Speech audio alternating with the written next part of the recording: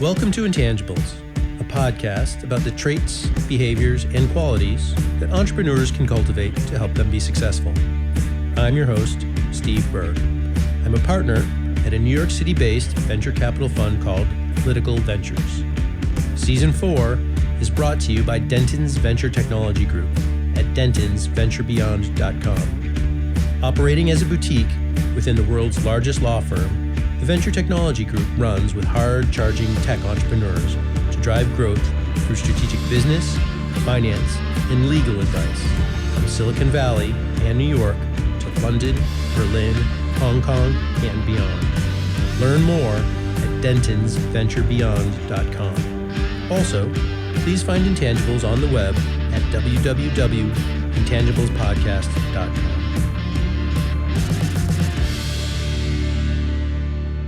Our task must be to free ourselves by widening our circle of compassion to embrace all living creatures and the whole of nature and its beauty. That's Albert Einstein yet again. He sure did say a lot of smart things. Compassion is a quality that deserves some investigation. On the surface, it seems like it is an outbound-facing component of our personality. One gives compassion as if it were a cost. But if we're successful today, we may figure out that compassion is a state of being that is of value. Compassionate people derive a net positive from their actions. You might ask, what does a startup founder need with compassion? If you built an organization with a group of compassionate people, odds are you'd be pretty psyched to come to work every day. And when you, as a founder, make mistakes, and you will make mistakes, self-compassion is going to come in pretty handy for helping recover and move on. Emma Seppälä earned her Ph.D. from Stanford University. She is currently the science director of Stanford Center for Compassion and Altruism Research and Education. She is also co-director of the Yale College Emotional Intelligence Project at the Yale Center for Emotional Intelligence. She is the author of the 2016 book, The Happiness Track, which we will spend some time talking about today. And one of the things that impresses me most, as a person who struggles with English, she speaks 5 languages, and not just the easy languages. Welcome, Dr. Seppälä, to the Intangibles podcast. Thank you very much. I'm happy to be here. There are some things that I left out of your bio. Why don't you fill us in on some of the other interesting things about yourself? Oh, gosh. I'm a mother of 2 children, a baby and a 4-year-old. And how do you manage that with all of these other responsibilities? To be honest, I prioritize them. And so there are times when I'm more productive and there are times when I'm less productive. I see. And that's just had to be the case. Sounds like you rely on the compassion of others. All right. I'm going to tell you the happiness track, it may result in happiness, but I think that what you really have created here is a manual for self-modulation.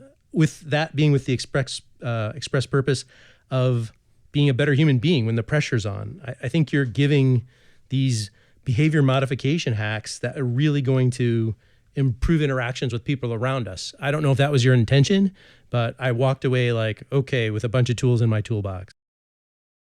Absolutely. And we have no control over what life will throw at us and what chaos we will encounter and what challenges and difficulties. And we just don't know from day to day what's going to come our way. But the one thing we do have a say over is the state of our mind and the amount of resilience we have with which to meet whatever comes our way. And there are some very specific empirically validated tools that are out there for us to use. And that's my point was to share those with you in the happiness track. Yeah, I like that word resilience. Okay, I think that I know what compassion is, but let's set the table a little bit. How do you think of compassion? Well, scientifically, we think of compassion as the willingness and action of trying to help someone who's suffering. But you can think of it more broadly. First of all, most human beings suffer at various points in their lives. So just going about your day intending to be a kind, supportive, uplifting person to the people around you, strangers, colleagues, family, friends, you never know who's going through a really difficult situation at any given moment. And it's probably the person who's acting the most maybe unfriendly. That's the one that's actually hurting the most inside. We never know. We jump to judgments, but actually we all know that we have felt pain. We'll continue to feel pain at some point. And compassion is orienting yourself toward the world in a way that's altruistic, that's kind, that's uplifting.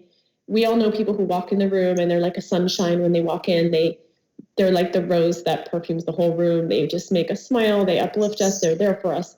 And we have the choice to be like that. And the interesting thing is that it doesn't just help others, but it helps more than anyone else. It helps ourselves. Research shows that when you're more compassionate, more altruistic, you end up happier, healthier, and you even live longer. There's a myth out there that, we will be happy when we achieve a certain status or have a certain material wealth or reputation or any other kind of thing. But actually, after having looked at the research on happiness for the last 10 years, I can tell you that the secret to happiness is having a more compassionate approach to others, including a self-compassionate approach as well. Yeah, I just literally this morning was reading through an article that had the quote that people think that success makes us happy. It's actually the opposite. It's happiness makes us successful. So it makes sense to me. Yeah, I mean, I wrote the happiness track because I saw so many people who believe they can only be successful if they drive themselves into the ground. But the result is that they drive themselves into the ground. And, while they might reach certain goals, it's not sustainable long term. And if you actually look at the data, you're going to be more creative, more innovative. You're going to make have better relationships, be more charismatic, and therefore make better professional connections and so forth and so on.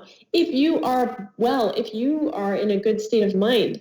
So even though a lot of people believe they have to put their well-being on the back burner in order to strive for success, the opposite is true. If they take proper care of themselves and the state of their mind, they're actually going to be more successful in a much more easy way and natural way without the burnout. Because we're seeing 50% burnout across industries. We're seeing 75% disengagement at work in the U.S. workforce. There's a crisis going on. Think about how much more productive we would be if we weren't burned out and if we weren't disengaged. So I'm just telling you that you're preaching to the choir, but for the moment, here's what I'm going to do. I'm going to be devil's advocate to try and draw out some of these specific points that you've got. The book sets up self-interest as the antithesis of compassion. Clearly from your definition, that's the case. Now, I would say if I was, taking the other side is that, self-interest essentially drove the whole decade of the 1980s. And it's even loosely considered the underpinning of capitalism. Self-interest being, doing the optimal thing for the best outcome for a particular person or entity at any given time. So let's talk about self-interest, if you wouldn't mind, as it relates to the average person. What are the impacts of self-interest, that refute this notion of success or monetary outcomes and returns? The truly self-interested person will know that acting in service to others is the most selfish thing they could do because it actually benefits you so much. And we've all experienced this. For example, you're having a day that you think is pretty crummy, and all of a sudden your friend calls you and they've been in a car accident, or they've had a really serious thing happen to them, like they've just been diagnosed with something, and all of a sudden you rush to their side and you do everything you can to support them. And then if you think back on those days, how do you end up feeling while you're doing that? Yeah, you feel as if you're doing something good. You're doing something for betterment, right? As opposed to feeling isolationist. Yeah, first of all, you feel connected. But second of all, how do you feel on the inside? You thought you were having a pretty crummy day because you spilled your Starbucks on yourself and were late to work, right? But then somebody's having a serious issue and then you're rushing to help them. Do you remember how you feel on the inside emotionally while you're doing that? Yeah, the world does revolve around relative expectations. There's no doubt about it. No. What I'm talking about is you feel high. Like when you're helping someone else, you feel elated. This is something that we all have experienced. When we help someone else, we feel elated, because that is when we are we're expanded to our true potential, our greatest potential. We feel so amazing. And that's the case. And it is hard to feel that way ever. And we do feel that way when we help someone. And so what I'm saying is, if you really understand the impact of being altruistic and how it makes you feel really good, you will realize that being there for other people and being kind, being altruistic is a very selfish intention, because you're going to end up feeling better than anybody else's. So that's one thing. That's one point I wanted to make. And the other point that you're around what you're saying is that self-interest and the interest of others do not have to be two different things. Like, I'm all for like competition. Let's like whoever is making a product, who can make it better, who can make it more efficient, who can make it greener, who can make it less toxic, blah, blah, blah. We need that because our planet is filled with toxicity and filled with inefficient systems that are eating up our planet's resources. We need to compete, and that's fun, that's creative, but we can also do it in such a way that isn't that is very sustainable. We can do it in such a way that's we're contributing to others, either because our product is just that much better and that much cleaner and that much healthier, or because we're a social business and we're sharing our profits, or we're creating a product that's just profoundly helpful to humankind. I mean, there's so many ways of doing it. So you've completely foiled me there. You're exactly right, and I didn't bring that into the conversation. So let me try again. What about the notion that self-interest kind of makes you blind to other things that are going on in your world? That's a negative. That's a genuine negative. Well, self-interest is often driven by this belief that you will be happy when and if you make this much money, are this successful, are this popular, are this famous, are this powerful. It's one of those. It's any of those. Or have found the love of your life because you've gotten rich enough to find that person. And all of those notions are completely false, because research shows that after making a certain amount of money, which I think is about $70K a year, something like that, your happiness does not increase beyond that. So yeah, sure, go and make that an extra million. It's not going to do anything for you, but why not? If you want to do that, great. But we know that from the happiness perspective, it's not going to do anything. And you know it too, because once you make that, once you get that car, once you get whatever it is that you want, what happens after that? It's exciting for about 30 minutes, maybe for a day, maybe for 30 days. But after that, boom, it's right back to nothing. Like it has made no impact on your life. And you've seen this again and again. It's like you eat that piece of chocolate cake and looked so good and it was so good. And then what happens after it's done? Well, either you feel sick or you want another piece. But it hasn't given you that deep, blissful serenity and satisfaction that you're looking for. It just doesn't. And research shows this again and again. You know, people think that, oh, well, once I get this, then my life will be forever changed. Once I find the man of my dreams or whatever, you get married and your happiness levels actually end up evening out again. Like, we don't make profound changes through any of the things that we usually would think.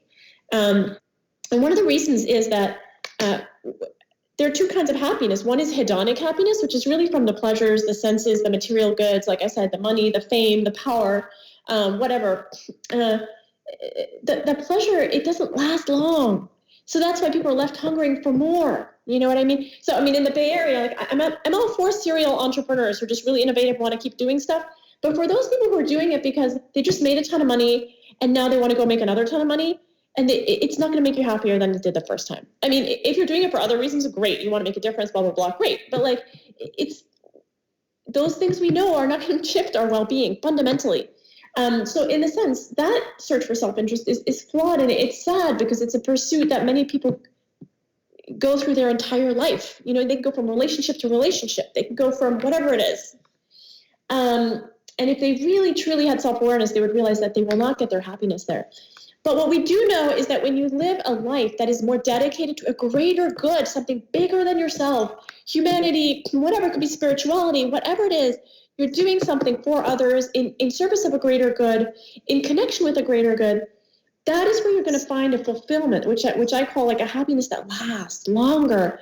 It becomes broad, when it's bigger than yourself is when it's going to make you happier than you'd ever been. So, okay.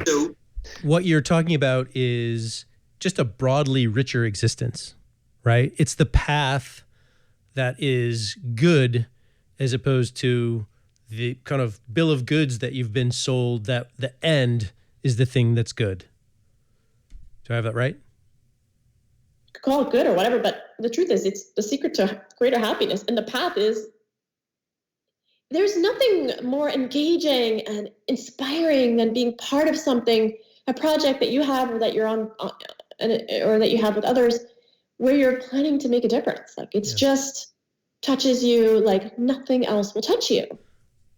Okay, so look, I'm going to just cut to the chase. The $1 million question. I'm buying in. How do I practice compassion? What do I do?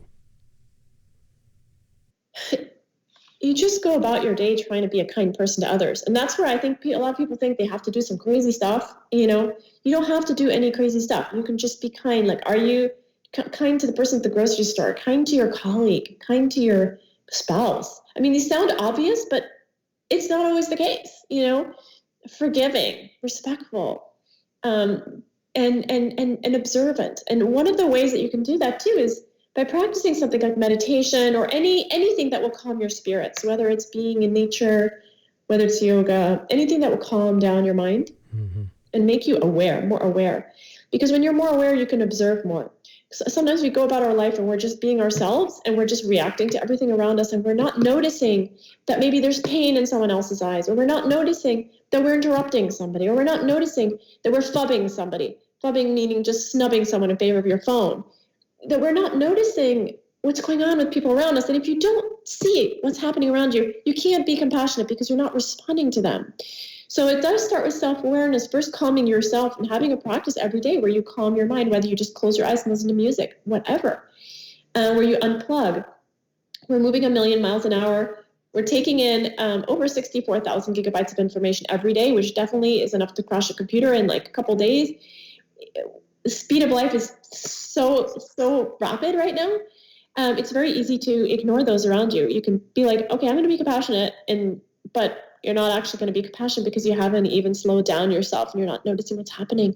You don't have the awareness. You don't have awareness of your own self and your own words. So that's where it starts. It really starts with self-awareness, because we can do a lot of talking about compassion, but if we don't have self-awareness, it's very hard for us to actually act with sensitivity. Yes. Okay. So you're monitoring. That's kind of what I was getting to at the beginning is, this this notion that you've created a self-modulation manual. And the first part of self-modulation is kind of understanding the current state of your system.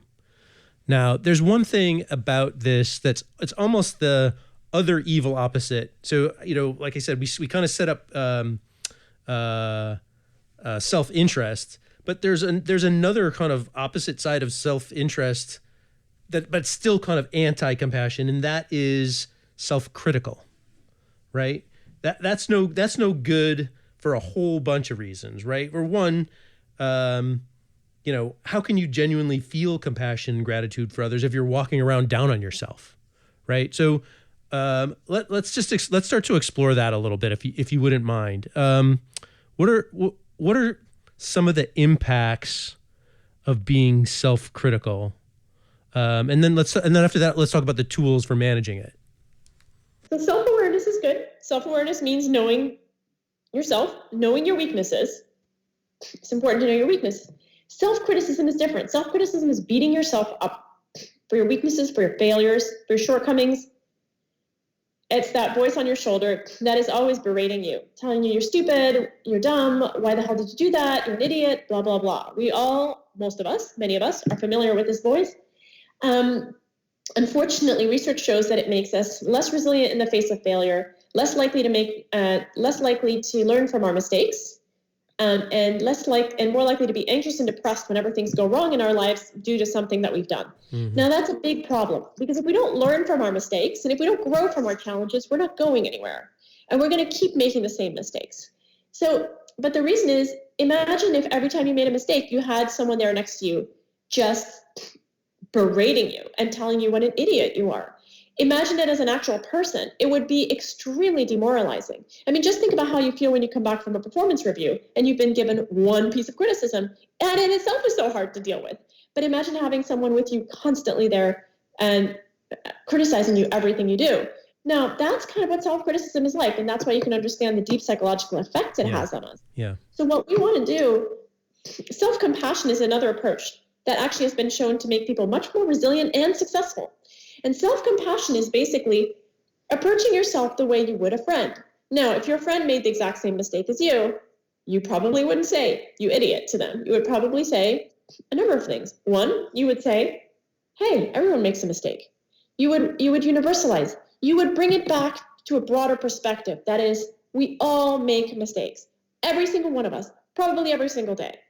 So therefore, I mean, there's a Latin saying that's like, humanum est, whatever. I'm not even going to try because my Latin is just down the drain. But to err is human. Basic the translation is errare is humanum or something like that. To err is human. We've always known this. So that's number one, to bring it back to a broader perspective that we all make mistakes. The second perspective is to talk to yourself the way you would a friend. How would you talk to a friend? You'd be like, "Hey, it's okay. You'll get another chance. Don't worry. This is just one try. You're going to try again." You just say nice supportive things, right? That's how you would be with a friend. And that is very helpful and it's encouraging and so forth. Now, the third thing is mindfulness, which is, again, that ability to be self-aware when your emotions come up around the failure or the mistake that you've made, to not go deep into like a big emotional drama about it, but to kind of step aside and be like, "All right, here I am. I'm going into all this emotional stuff, and I'm just gonna sit here and observe. I'm not going to add fuel to the fire. Which is often what we do, when we have emotions, and we just make it worse and worse and worse by adding fuel. So those are the 3 steps of self-compassion. And research shows that people who have more self-compassion grow from their mistakes, learn from their challenges, are much more resilient, have better relationships, even have better health, better sleep. I mean, the list goes on. And that is true resilience. That is fantastic. So just as I'm listening to you explain it, I just want to confirm something I think is this notion of being self-critical, is a very similar concept to rumination? It is, but rumination, is about going over and over in your head about something that happened, which could be a number of things. But self-criticism is really like, you can think about it as that voice on your shoulder that's just putting you down every time you do anything that's not perfect. The thing that I wanted to bring out about it is there's a couple of impacts from doing that, from bringing yourself down, right? And that is things like people who do that frequently tend to give up sooner. Sometimes they make not as good decisions, right? They make kind of forced decisions. They kind of maybe they give up on their goals, or they lose touch with their goals.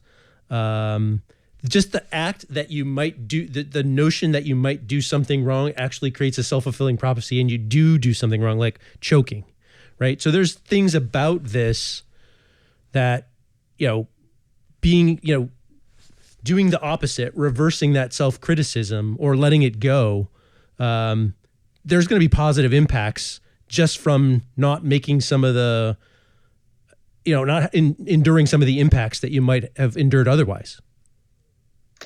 No, absolutely. Okay. Absolutely. Good. Yeah. All right. Yeah. I just wanted to make sure.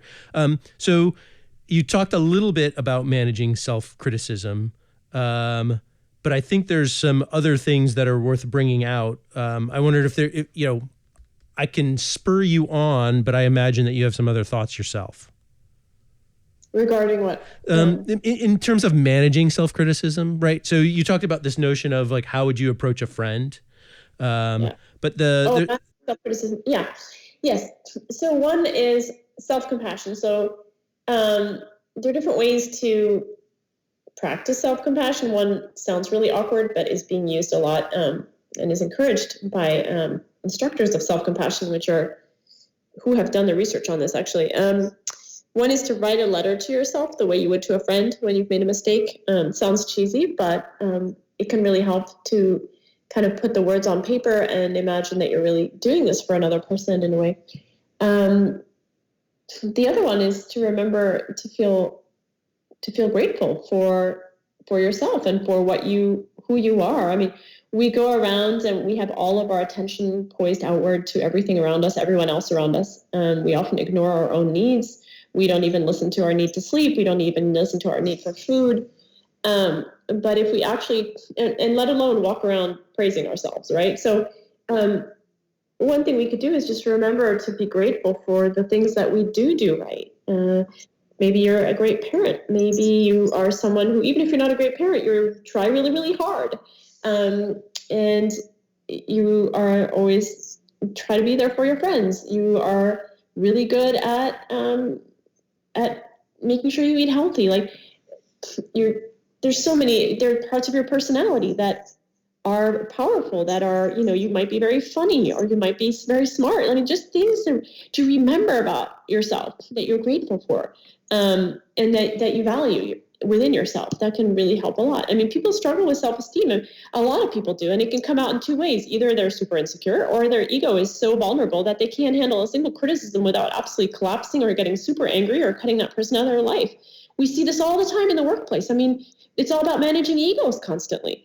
Well, that's just insecurity. Big egos are insecure, and then everyone else is just plain insecure, and it's coming out in different ways. So, being able to learn to value yourself, if you are able to praise yourself, you will not be looking for it on the outside, and it will make you so much stronger. Because if ego is an issue for you, then it makes you very vulnerable in the workplace, and it makes you very manipulatable, because people will get their way with you if they just stroke your ego, if that makes sense. You know what I mean? Sure. Yeah. So, no, I get it.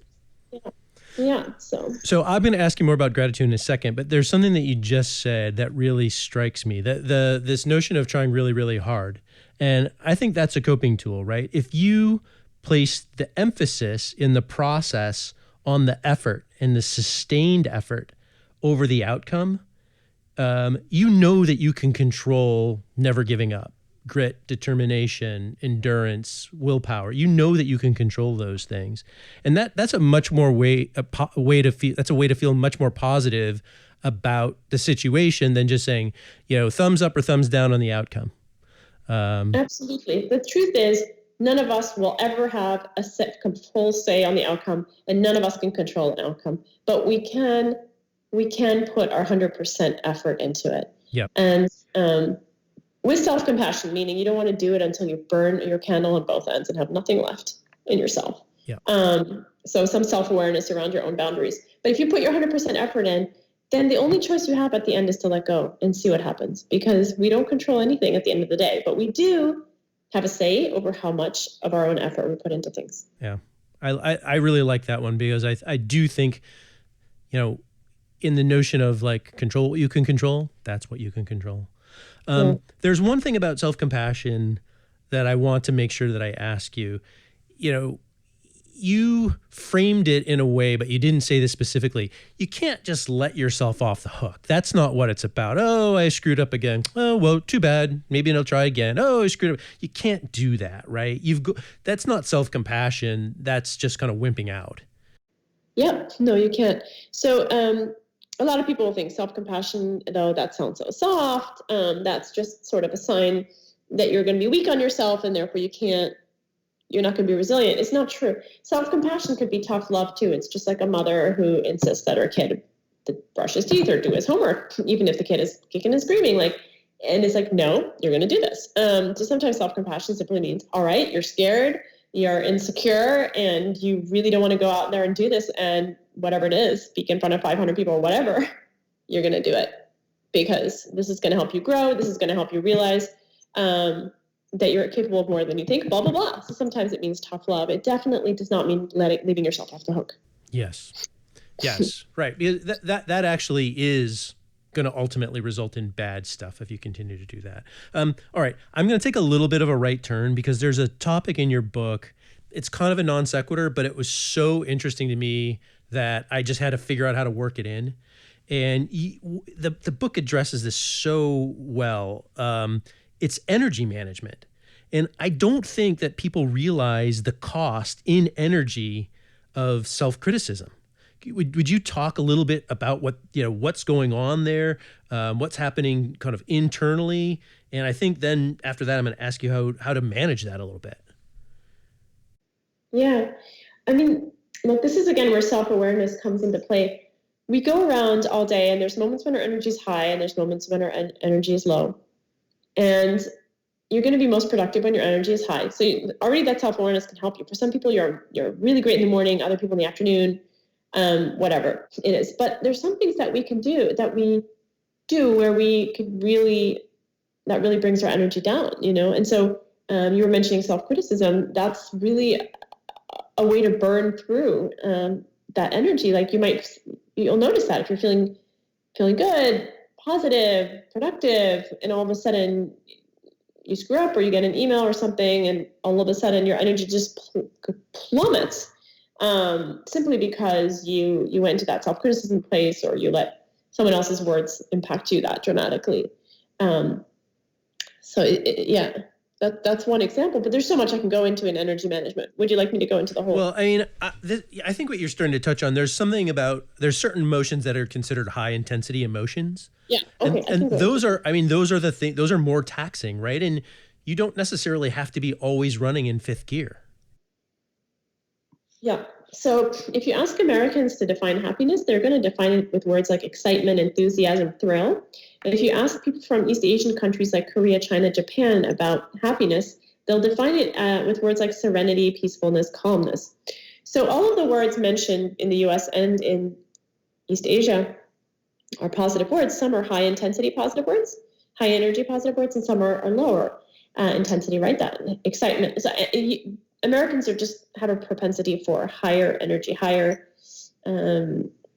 intensity, positive emotions. But the thing is, we favor high intensity in everything we do. We complain about stress, but we live our life. We love stress, actually. I mean, we live our life as if adrenaline was the only way to get anything done. We overschedule ourselves. We over-caffeinate ourselves. We wait till the last minute to get things done. Those are all ways in which we're constantly just getting those adrenals firing, so that we believe that's how we're going to be more productive. People will say, "Oh, I have so much work to do. I have to drink more coffee." What you're doing in that high stress mode, constantly in that fight or flight mode all the time, is you're burning yourself out really, really quickly, which is why at 2 p.m. you're ready to go back to bed. Or why when you come home at 5, 6 p.m., you're like so exhausted. You've been working in a, hard labor job when you've just been sitting in a chair all day. Yeah. It doesn't make any sense. And yet it does, because if you let your body is only supposed to feel stress like that right before, when it's in a life or death threatening situation, like when it's being in an encounter with a predator. And yet we're running our lives like we're in that state all the time. We're trying to get into that state. We believe that's the only way we can be productive.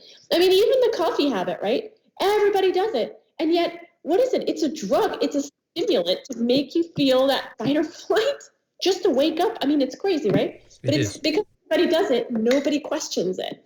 And nothing against everyone's morning Joe. I get people get upset if I talk about their coffee, but the truth is, it's not just about the coffee, right? It's really about the high adrenaline, that thing we've got in the U.S. and other places also. This idea we have to be in high intensity when we're happy and high intensity when we're productive. Well, all that does is it burns us out. It makes us fatigued. It tires us. If there were only a way to manage your energy so you're more smooth all day long, so you have less of those peaks, you're going to have more energy for longer. That's the irony. And that's what we've forgotten. And we've gotten to the point where we're so tapped into our fight or flight, sympathetic nervous system activation, that we don't know how to bring it down anymore. So that's why people come home at night and they're kind of shaky and like stressed. And so they have to drink alcohol to calm down, or they have to take sleeping pills to sleep. It doesn't make any sense. If you look in nature, animals are stressed for 5 minutes while they're being chased by the prey, and then they're not stressed anymore. They're back grazing like nothing happened, because their body goes right back to parasympathetic nervous system activation, which is the rest and digest, the opposite of fight or flight, so that they can restore their energy resources. We don't do that. We don't ever let our body go back there. That's why so many people have sleep problems and everybody's so amped up, and then everyone's feeling anxious. It's like, look at how we're leading our lives. Of course, we can't all control our lives. A lot of us have stressful lives simply because we're managing work, family, finances, blah, blah, blah, blah, blah. But let's see, what can we do so that we're not adding to that stress And what other things can we do so we can tap into our parasympathetic nervous system, the rest and digest, the calming response? One of those ways is deep breathing. But there are other ways of doing that. And if you can meditating, other ways, if you can bring that into your life, you can start to balance your energy, manage your energy, and not spend so much of your energy. Okay. And therefore have more in the bank. So this is where you're going to get the big money, probably not from me, but from somebody. The big money is in explaining just how you do that, right? You gave us a couple. I would say just knowing that this is what we do is a good place to start. Oh, I'm racing again. Calm myself down. But there's other ways as well, right? I knew there's like wee, or I didn't say that right, I'm sure. There's other activities. So now's the time to be everyone's hero. Yeah, absolutely. So be the hero. Explain to us how we can calm ourselves down and use less energy, and I'm sure that'll make me feel good too. So I've been working with some of the most stressed individuals in our society, which are veterans. Some veterans, not all veterans, some veterans returned from war with trauma, which is basically being in fight or flight mode and not being able to come out of it. Okay, so when you're facing a situation that's so traumatic and scary that your body is in alert mode all the time because it's just been in such an extreme situation.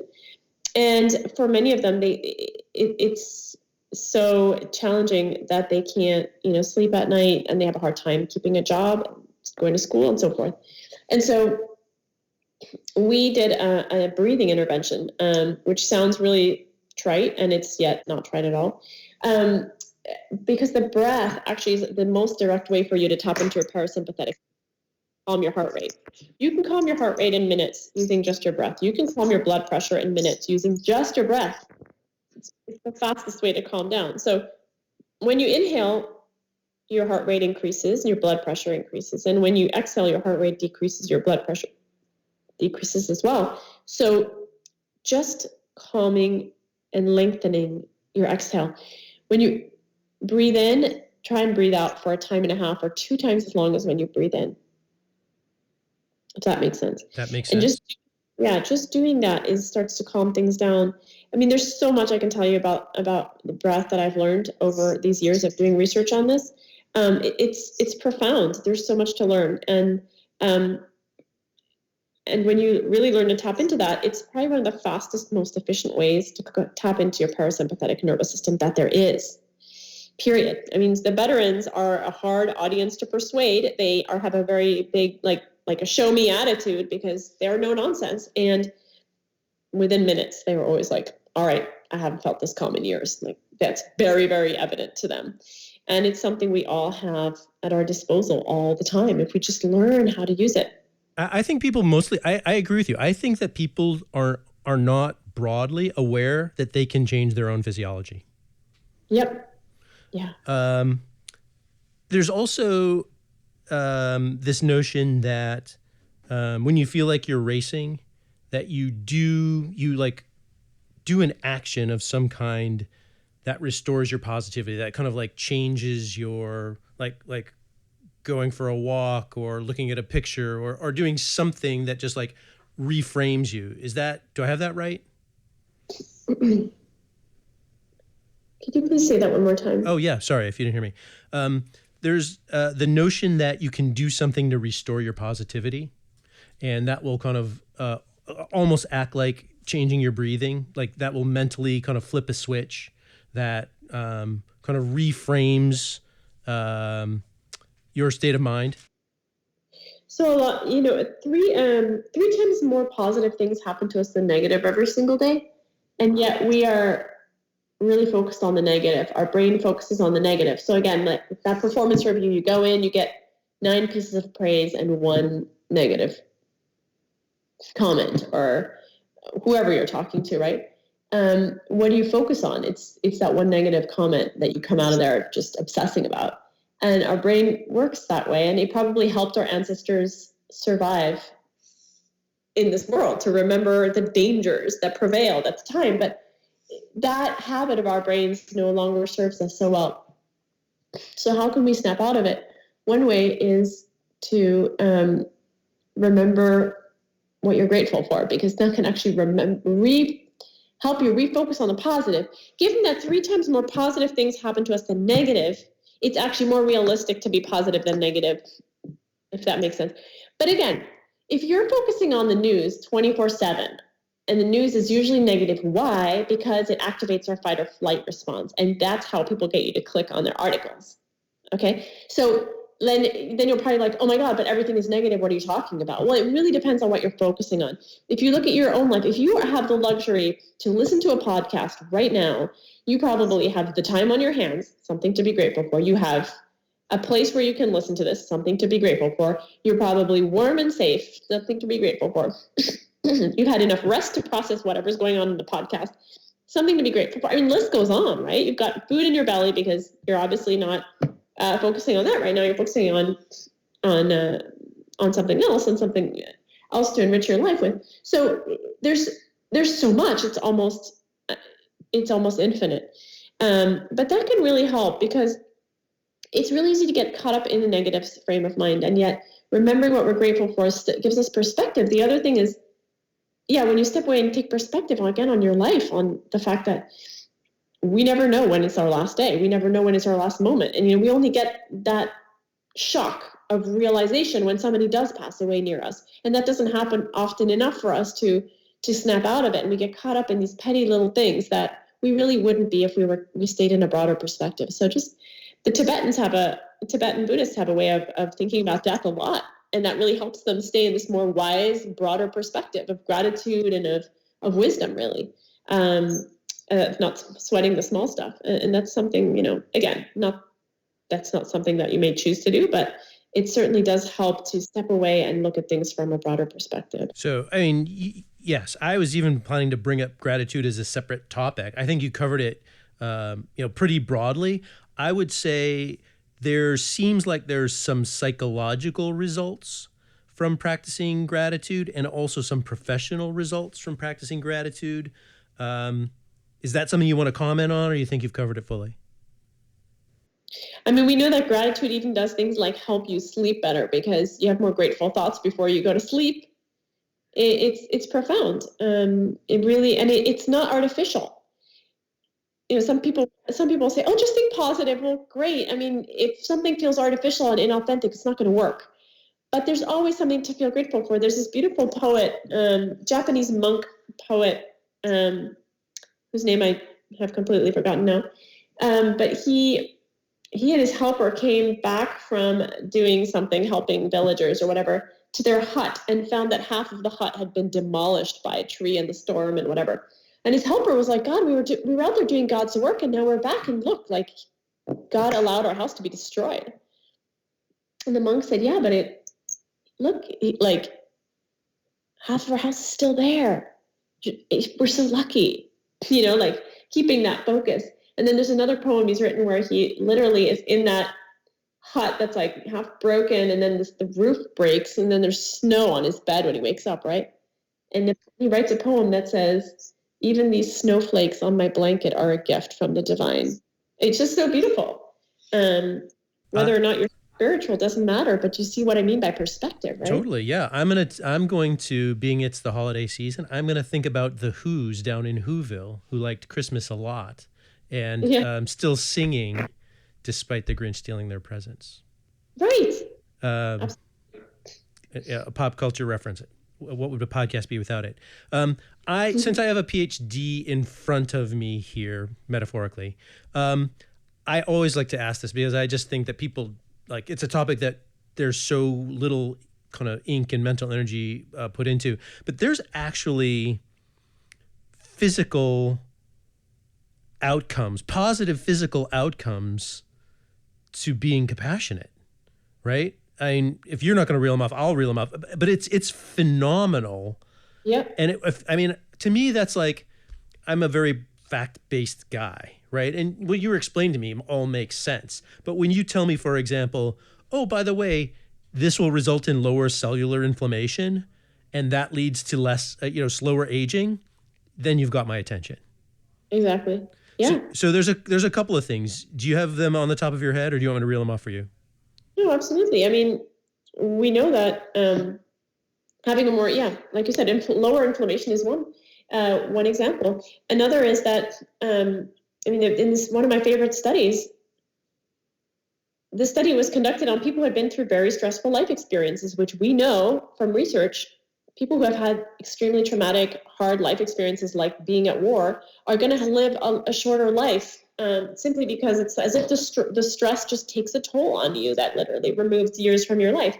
And yet in this study, the researchers found that there was a subgroup of people within this population, and they just lived forever. I mean, it was like the stressful life experience never happened to them. And when the researchers looked further at what in the world was determining this sort of buffering from the stress that these individuals had experienced, they were all people who in some way were engaged in community service. In some way, they had some compassionate activity in their life. And it's as if it erased the impact of the extremely stressful life event that they had had. It's astounding. We know that people who are more compassionate live longer. And one of the reasons may be that there's lower inflammation at the cellular level. They're also happier. They recover from illness faster. And I tell you, it's the greatest secret to happiness. It is the greatest secret out there. And yet you will never hear it from anyone, because no marketing agent anywhere is going to benefit from that. No one's going to be like, now on sale, compassion reduces cortisol. Exactly. You're not going to hear that. Right. And no one is invested in spreading this message. They're just like, no, bye. I think you and I should start a campaign.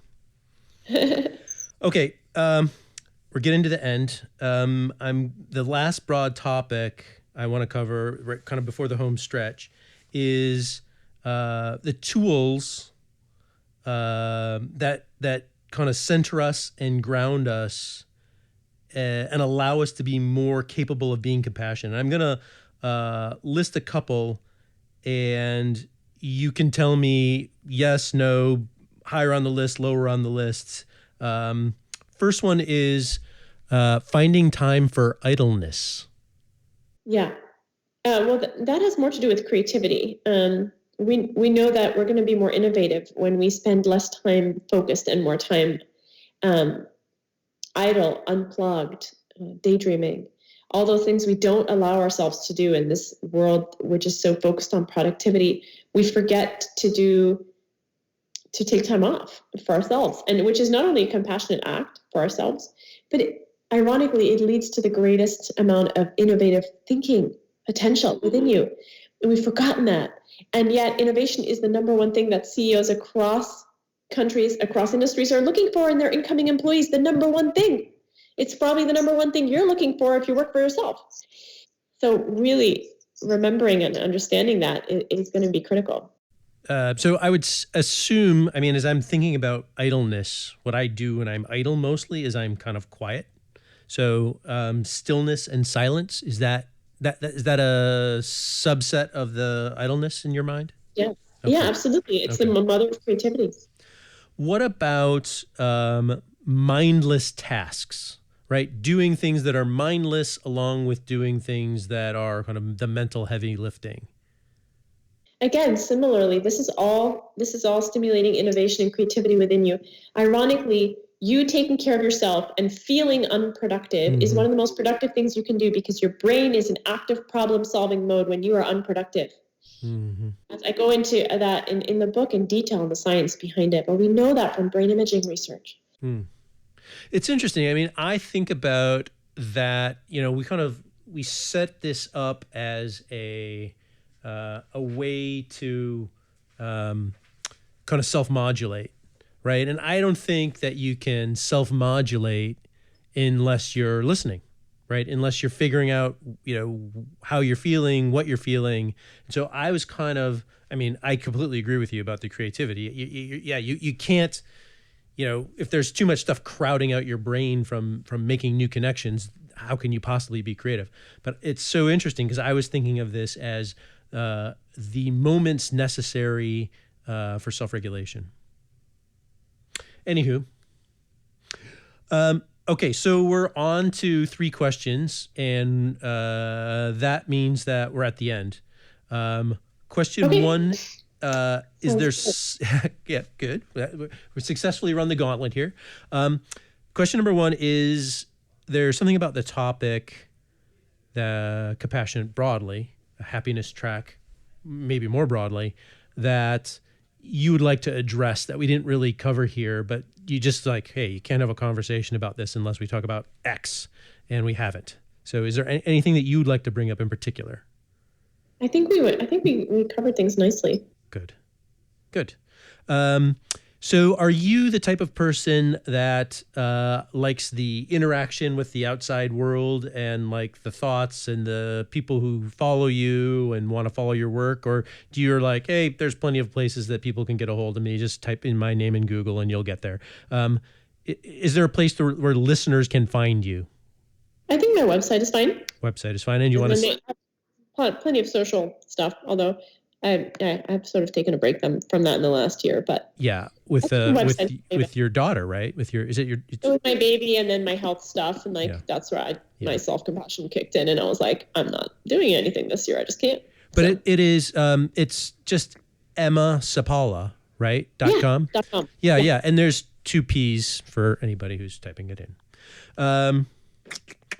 What kind of materials? I mean, obviously the happiness track is the number one material, but what kind of materials would you recommend besides your book for people who want to dive in a little bit more and begin to practice a little bit more?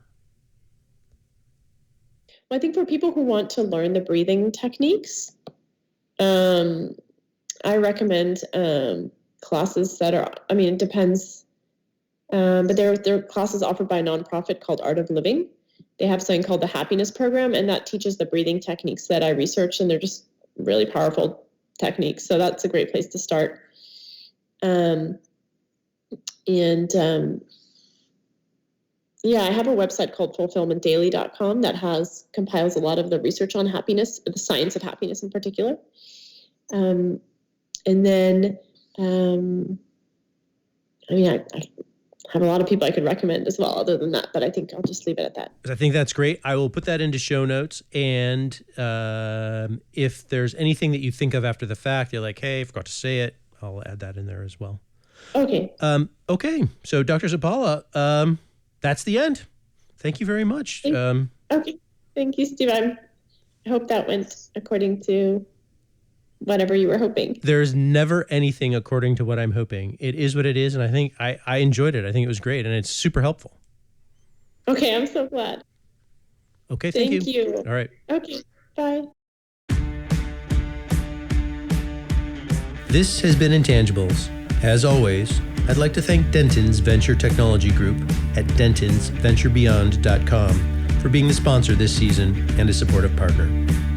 Operating as a boutique within the world's largest law firm, the Venture Technology Group runs with hard-charging tech entrepreneurs to drive growth through strategic business, finance, and legal advice from Silicon Valley and New York to London, Berlin, Hong Kong, and beyond. Learn more at dentonsventurebeyond.com. And thank you. Keep an eye out for the next episode. I'm your host, Steve BERG.